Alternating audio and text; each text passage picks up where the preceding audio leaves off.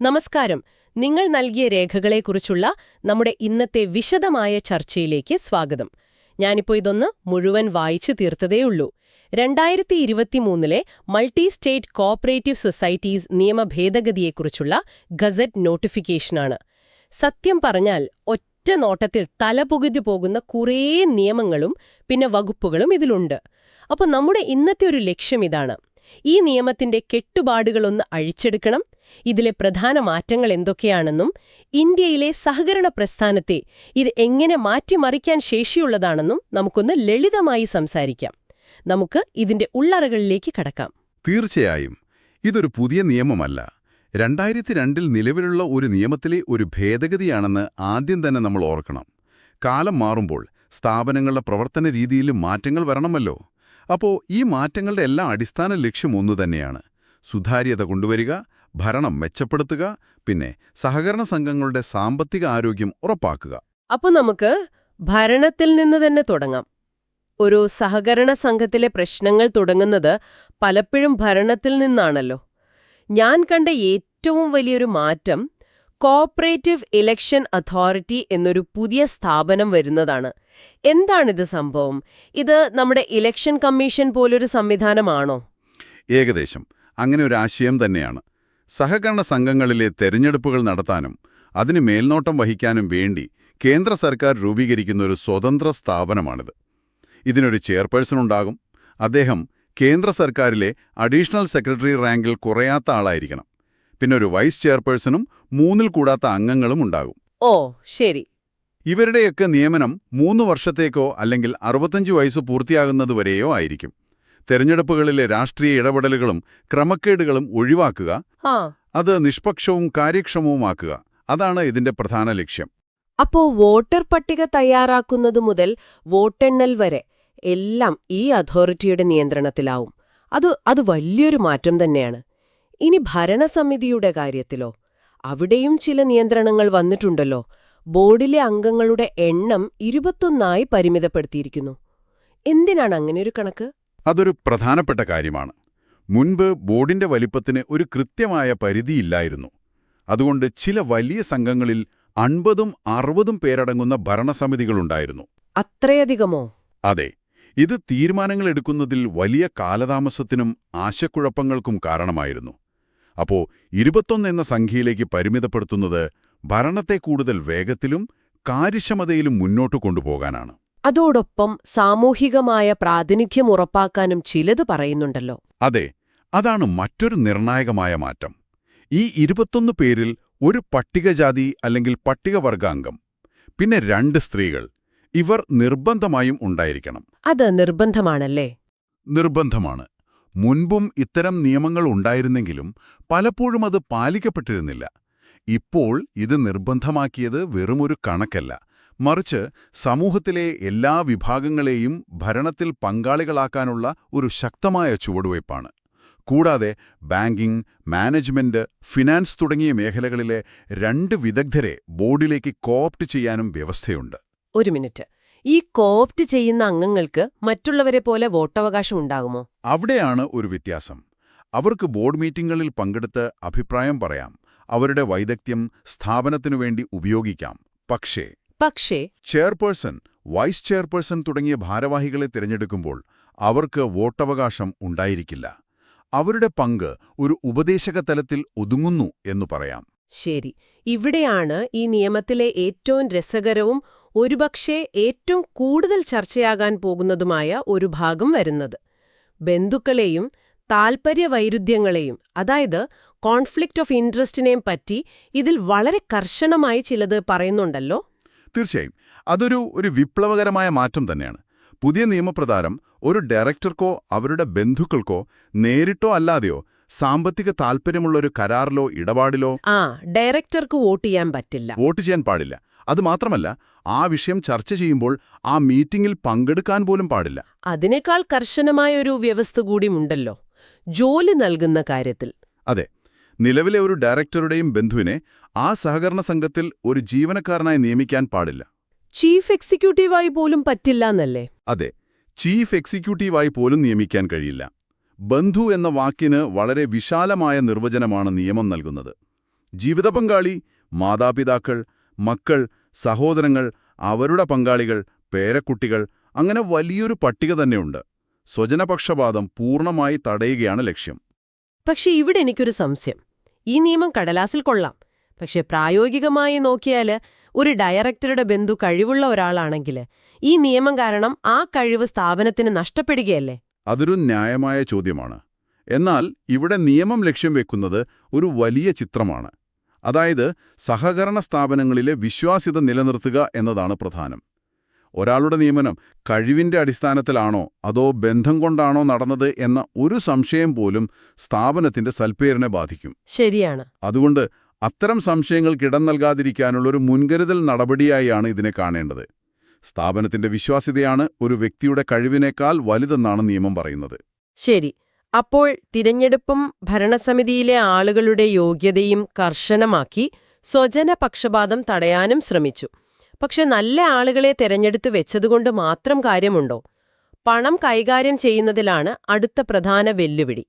സഹകരണ സംഘങ്ങളുടെ സാമ്പത്തിക ഭദ്രത ഉറപ്പാക്കാൻ ഈ നിയമത്തിൽ എന്തെല്ലാം മാറ്റങ്ങളാണ് കൊണ്ടുവന്നിരിക്കുന്നത്? Co operative rehabilitation, reconstruction and development fund എന്ന പേരിൽ ഒരു പുതിയ ഫണ്ട് വരുന്നുണ്ടല്ലോ. അതെ, സാമ്പത്തികമായി തകർന്ന, അല്ലെങ്കിൽ നിയമത്തിന്റെ ഭാഷയിൽ പറഞ്ഞാൽ സിക്കായ സഹകരണ സംഘങ്ങളെ പുനരുജ്ജീവിപ്പിക്കുകയാണ് ഈ ഫണ്ടിന്റെ ലക്ഷ്യം. കഴിഞ്ഞ 3 വർഷമായി തുടർച്ചയായി ലാഭത്തിൽ പ്രവർത്തിക്കുന്ന മൾട്ടി സ്റ്റേറ്റ് സഹകരണ സംഘങ്ങൾ അവരുടെ അറ്റാദായത്തിന്റെ 1% അല്ലെങ്കിൽ 1 കോടി രൂപയോ ഏതാണോ കുറവ് അത് ഈ ഫണ്ടിലേക്ക് നിർബന്ധമായും സംഭാവന ചെയ്യണം. ഓ, അപ്പോൾ ഇതൊരു തരം കൂട്ടായ ഉത്തരവാദിത്തം പോലെയാണ്. ലാഭത്തിൽ പ്രവർത്തിക്കുന്നവർ നഷ്ടത്തിലുള്ളവരെ സഹായിക്കുന്നു. ഒരു സംഘം എപ്പോഴാണ് ഈ പറയുന്ന സിഖ് വിഭാഗത്തിൽ പെടുന്നത്?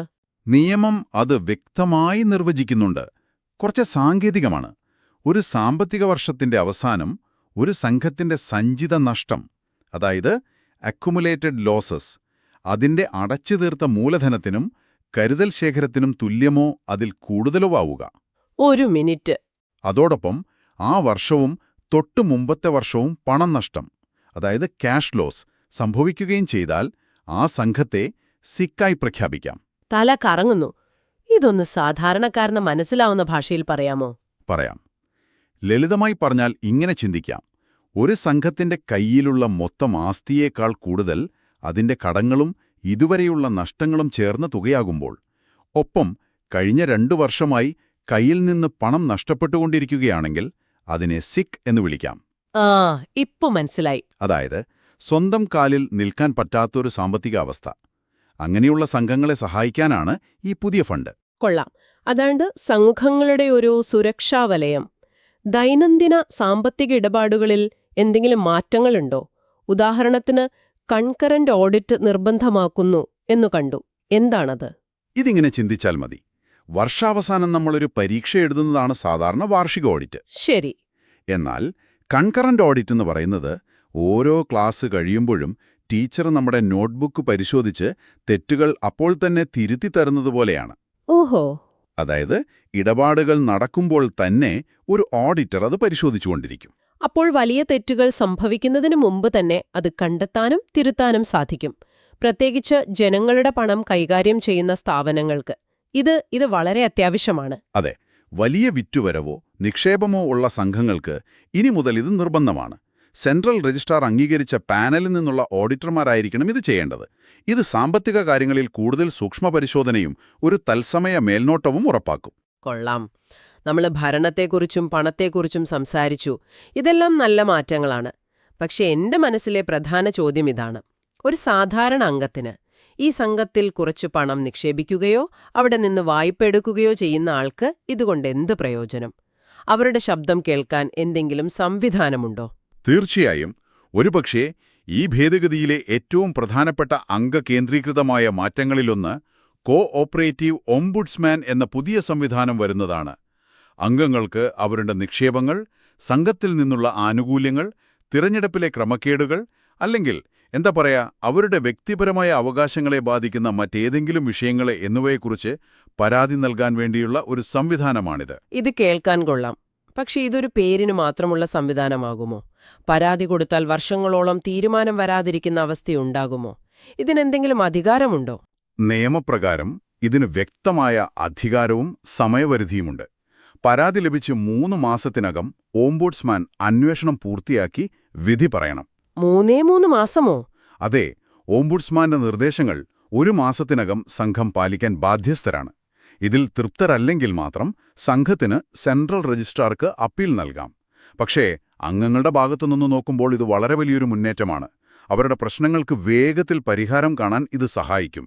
അപ്പോൾ പരാതി പരിഹാരത്തിന് ഒരു സംവിധാനമായി. ഇനി വിവരങ്ങൾ അറിയാനോ? കോ-ഓപ്പറേറ്റീവ് ഇൻഫർമേഷൻ ഓഫീസർ എന്നൊരു തസ്തികയെക്കുറിച്ചും കാണുന്നുണ്ടല്ലോ. ഇത് നമ്മുടെ വിവരാവകാശ നിയമത്തിന്റെ ഒരു ചെറിയ പതിപ്പാണോ? അതേ ആശയം തന്നെയാണ്. സുതാര്യത ഉറപ്പാക്കാനുള്ള മറ്റൊരു ശക്തമായ മാർഗം.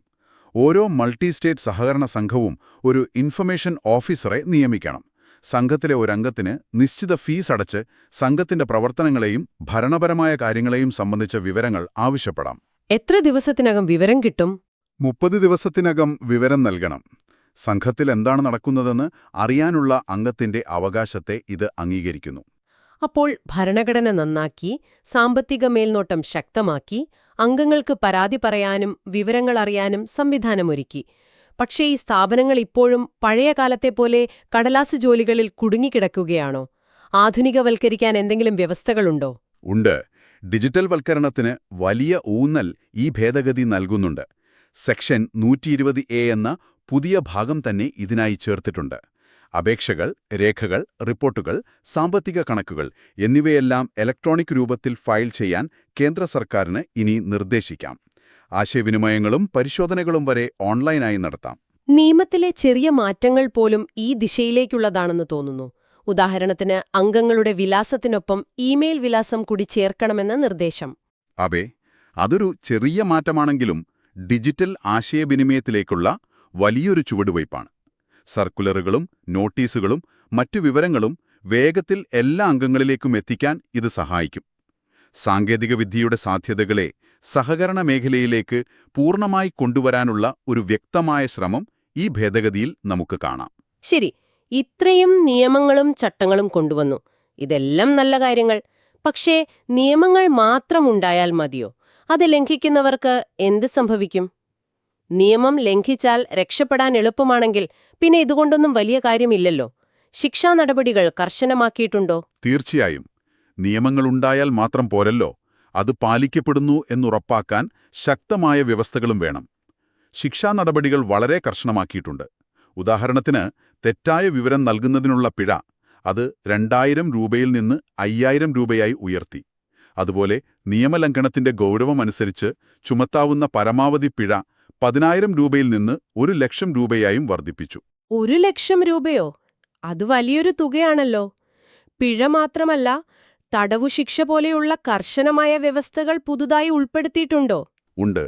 ചില ഗുരുതരമായ കുറ്റകൃത്യങ്ങൾക്ക് തടവുശിക്ഷ ഉൾപ്പെടെയുള്ള പുതിയ വ്യവസ്ഥകൾ ചേർത്തിട്ടുണ്ട്. ഉദാഹരണത്തിന്, സംഘത്തിന്റെ രേഖകൾ മനഃപൂർവ്വം നശിപ്പിക്കുക, നിയമവിരുദ്ധമായ നിക്ഷേപങ്ങൾ നടത്തുക, സംഘത്തിന്റെ ആസ്തികൾക്ക് നഷ്ടമുണ്ടാക്കുക, അല്ലെങ്കിൽ നിക്ഷേപകർക്ക് നഷ്ടമുണ്ടാക്കുന്ന രീതിയിൽ പ്രവർത്തിക്കുക തുടങ്ങിയ കുറ്റകൃത്യങ്ങൾക്ക് 1 മാസം മുതൽ 1 വർഷം വരെ തടവുശിക്ഷയും പിഴയും ലഭിക്കാം. ഇത് നിയമത്തിന് കൂടുതൽ ശക്തി നൽകുന്നുണ്ട്. നിയമലംഘനം നടത്തുന്നതിൽ നിന്ന് ആളുകളെ പിന്തിരിപ്പിക്കാൻ ഇത് സഹായിക്കുമെന്നാണ് പ്രതീക്ഷ. കൊള്ളാം.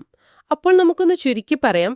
തെരഞ്ഞെടുപ്പുകൾ നിഷ്പക്ഷമാക്കാൻ ഒരു പുതിയ ഇലക്ഷൻ അതോറിറ്റി, ഭരണം കാര്യക്ഷമമാക്കാൻ ബോർഡിന് നിയന്ത്രണം, സ്വജനപക്ഷപാതം തടയാൻ കർശന നിയമങ്ങൾ, പിന്നെ സാമ്പത്തികമായി തകർന്നവരെ സഹായിക്കാൻ ഒരു പുനരുജ്ജീവന ഫണ്ട്, സാമ്പത്തിക ക്രമക്കേടുകൾ നേരത്തെ കണ്ടെത്താൻ കൺകറന്റ് ഓഡിറ്റ്, സാധാരണ അംഗങ്ങളുടെ പരാതി കേൾക്കാൻ ഒരു ഓംബുഡ്സ്മാൻ, വിവരങ്ങൾ നൽകാൻ ഇൻഫർമേഷൻ ഓഫീസർ, പിന്നെ ഇതെല്ലാം ലംഘിക്കുന്നവർക്ക് കർശനമായ പിഴയും തടവും.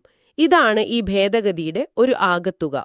അതെ, ഇതിന്റെ ഒരു വലിയ ചിത്രം നോക്കിയാൽ ഒന്നിലധികം സംസ്ഥാനങ്ങളിൽ പ്രവർത്തിക്കുന്ന സഹകരണ സംഘങ്ങളെ, പ്രത്യേകിച്ച് സാമ്പത്തികമായി വലിയ ഇടപാടുകൾ നടത്തുന്നവയെ, അവയുടെ അടിസ്ഥാന സഹകരണ സ്വഭാവം നിലനിർത്തിക്കൊണ്ടുതന്നെ ഭരണത്തിലും ഉത്തരവാദിത്തത്തിലും പ്രൊഫഷണൽ കോർപ്പറേറ്റ് സ്ഥാപനങ്ങളെപ്പോലെ കൈകാര്യം ചെയ്യാനുള്ളൊരു ശ്രമമാണ് ഈ മാറ്റങ്ങൾ. അംഗങ്ങളുടെ ജനാധിപത്യപരമായ നിയന്ത്രണവും ശക്തമായ നിയമവ്യവസ്ഥകളും തമ്മിലുള്ള ഒരു സന്തുലിതാവസ്ഥ സൃഷ്ടിക്കുകയാണ് ഇവിടെ ചെയ്യുന്നത്. ശരിയാണ്. ഈ നിയമം തിരഞ്ഞെടുപ്പുകൾ സുതാര്യമാക്കാൻ ഒരു ഇലക്ഷൻ അതോറിറ്റിയെ കൊണ്ടുവരുന്നു. എന്നാൽ ഈ സംവിധാനം ശരിയായി പ്രവർത്തിക്കണമെങ്കിൽ സജീവ അംഗങ്ങൾ, അതായത് ആക്റ്റീവ് മെമ്പേഴ്സ് പങ്കെടുക്കണമെന്ന് നിയമം പറയുന്നു. സംഘത്തിന്റെ സേവനങ്ങൾ ഉപയോഗിക്കുകയോ അല്ലെങ്കിൽ കഴിഞ്ഞ 5 വർഷത്തിനിടയിൽ തുടർച്ചയായി 3 പൊതുയോഗങ്ങളിൽ പങ്കെടുക്കുകയോ ചെയ്യുന്നവരെയാണ് നിയമം സജീവ അംഗം എന്ന് നിർവചിക്കുന്നത്. അപ്പോൾ നിങ്ങൾക്ക് ചിന്തിക്കാനായി ഒരു കാര്യമിതാ. സുതാര്യതയ്ക്കും നീതിക്കും വേണ്ടിയുള്ള ഓംബുഡ്സ്മാൻ, ഇലക്ഷൻ അതോറിറ്റി പോലുള്ള സംവിധാനങ്ങൾ മുകളിൽ നിന്ന് താഴേക്ക് നിർമ്മിക്കപ്പെടുമ്പോൾ അതിന്റെ യഥാർത്ഥ വിജയം എത്രത്തോളം താഴെത്തട്ടിലുള്ള ഓരോ അംഗത്തിന്റെയും സജീവമായ പങ്കാളിത്തത്തെയും ജാഗ്രതയെയും ആശ്രയിച്ചിരിക്കും.